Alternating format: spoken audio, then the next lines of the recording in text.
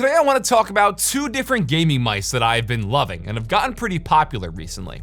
And when it comes to finding that perfect endgame mouse, the most important factor at the end of the day is going to come down to shape. What feels best in your hand for you and your hand size and your grip.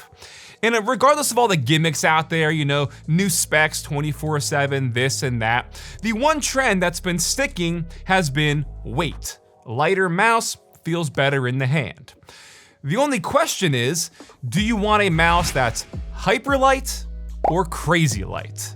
And that's what we're gonna talk about today. Going over and comparing the brand new Pulsar Crazylight mouse and a rising favorite amongst the mouse community, the Hitscan Hyperlight. Let's check them out. So let's start it off with the newest release with the Pulsar Crazylight.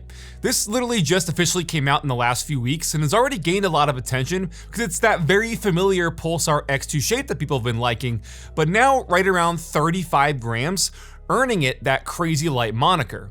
And while the design language stays pretty consistent, one of the upgrades we have now besides that mass weight reduction is the included of their new flagship XS1 sensor up to 8 kHz polling rate natively, and it has their optical switches inside, altogether making for a pretty impressive bundle to start out the new year. The XS1 sensor goes up to 32,000 dpi, it's rated at 50G acceleration and at 750 IPS, and it has been in some of their recent mice over the last few months, so this isn't like an exclusive sensor here, but still a pretty noteworthy upgrade from the 3395 that they used in the past. More on that in a minute.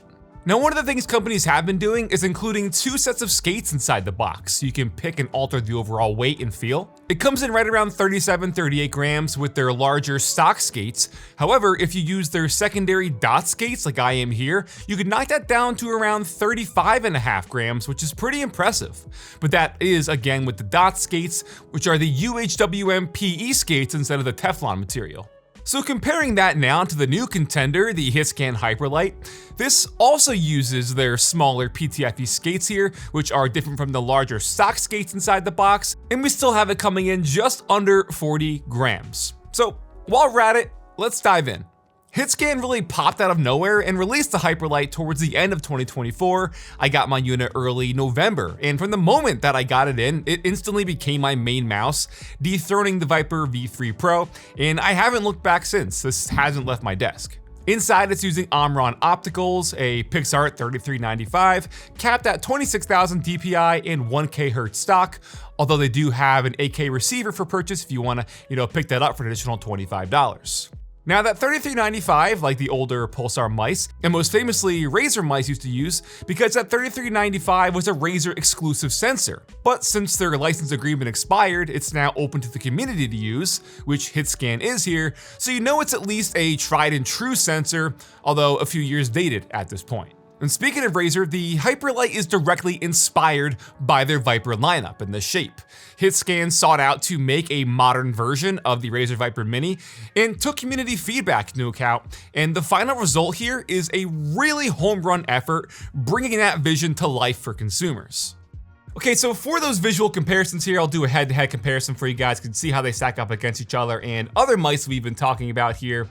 Very, very closely related in terms of height, width, and length, which is why the emphasis of this video has really been finding the mouse that just feels best to you, your hand size, and grip. So these are very, very closely related in terms of their design and feel in the hand, with the only real difference that I could say is, a point of noting here is that the height of the Hitscan's a little bit higher at the hump, whereas on the height on the Crazylight just a little bit lower there. But again, it's only about a millimeter difference. So very, very similar here, and you guys can probably pick up on that. Yeah, the flares towards the front are a little bit different, but in terms of length, it doesn't really change that overall. Now, like I've been talking about with the Razer mice, this is pretty much going to be the closest thing we're ever going to get to a Razer Viper Mini Pro mouse. Yeah, they have the signature edition, but it has the holes, it's very expensive. So if you've been waiting on that Viper Mini, that wireless Viper Mini, the Hitscan Hyperlight's pretty much gonna be that, because in terms of shape and overall just design here, you can tell this was very, very closely inspired overall by the Razer and their Viper series. Again, in terms of height, width, and length. Almost 1-to-1 yet again. The main difference here that I pointed out was gonna be the clicks on the Hitscan Hyperlight are a bit lower versus the Viper series, but again, that's a matter of just a millimeter. So these are gonna be most closely related here. If you're looking for something like the Razer mice, the Viper series, Viper Mini, Hitscan Hyperlight is where this is going to cater that audience for. And then, I mean, I shouldn't even included this, but just so you guys can see, we do have a 1-to-1 shell here of the older Pulsar mice with their X2, this being the size 1, so we have the size 1 here on our randomfrankp version from a few years ago. But yes, same shell, like same exact shell, same dimensions of the new Crazylight and their X2 size 1, with the only main difference being the weight. Now next up, we're gonna do a sound test of each mouse so you can hear the switch and how it sounds, as well as like a durability test of the shells. We'll do it for each one, starting with the Hyperlight.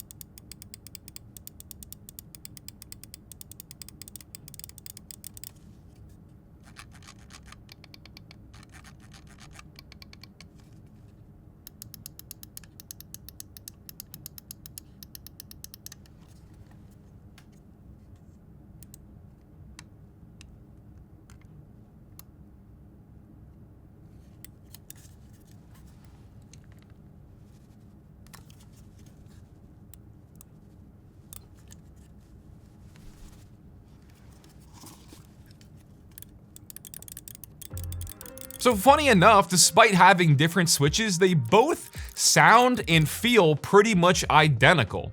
And in terms of construction and durability, no issues whatsoever, no creaking, no rattling, both very solid for being so lightweight and having the, honeycomb cutouts on the bottom of the shell. So construction-wise, they are both very, very well done. Now, next up real quick, I wanna put them through a latency test here. It's one of the things I've been doing more in my reviews so you guys can have that more, concrete comparison of latency for each mouse. And I do that with my OSL TT, which gives me real-time end-to-end latency results here. So testing each mouse both at the native 1K Hertz and their highest possible 8K Hertz polling rate. And you can see Pulsar does have the edge over Hitscan. It is their brand new sensor versus an older 3395 at this point.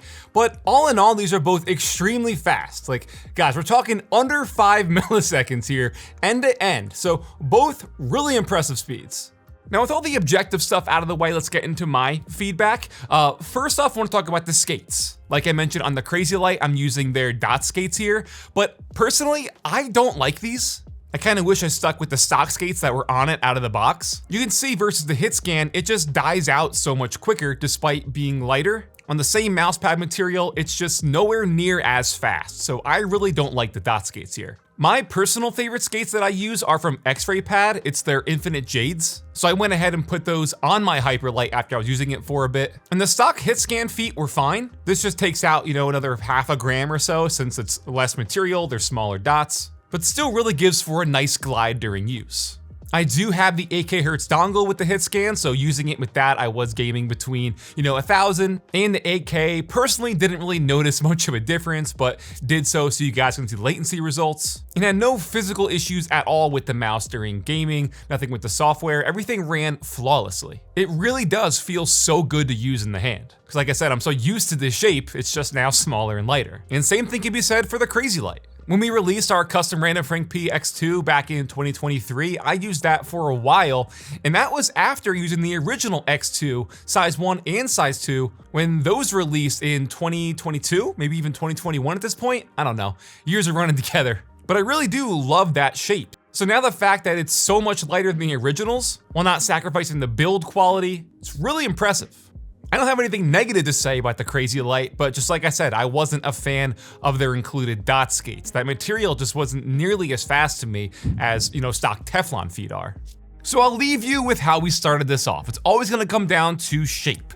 That's what's gonna be the most, important determining factor for which of these mice is gonna be best for you. The Crazylight has more updated, modern specs with their new sensor. It's a bit lighter as well, and comes with the 8K Hertz polling rate dongle stock out of the box. Whereas for the Hyperlight, sure, a bit of an older sensor, not as light as the Crazylight, but still, we're talking under that 45 gram region, and this can be as low as about like $90 if you don't want the 8K Hertz polling rate dongle. So again, shape is the most important factor here, regardless of the specs at the end of the day.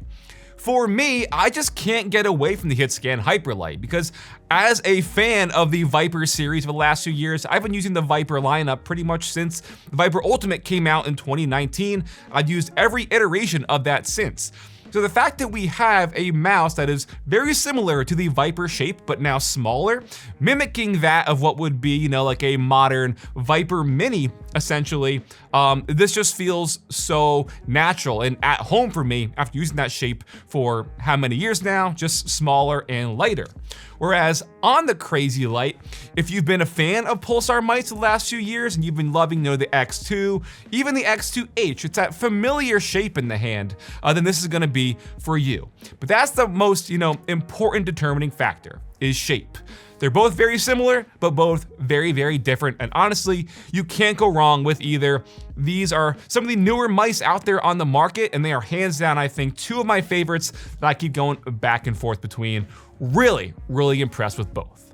So guys, that'll wrap it up with the video showing off and comparing the Hitscan Hyperlight, a new contender in the mouse market, with the Pulsar Crazylight. Hope you all enjoyed. If you want to check them out, I'll have them listed for you guys in the description down below. If you like this video, give it a big thumbs up to show your support.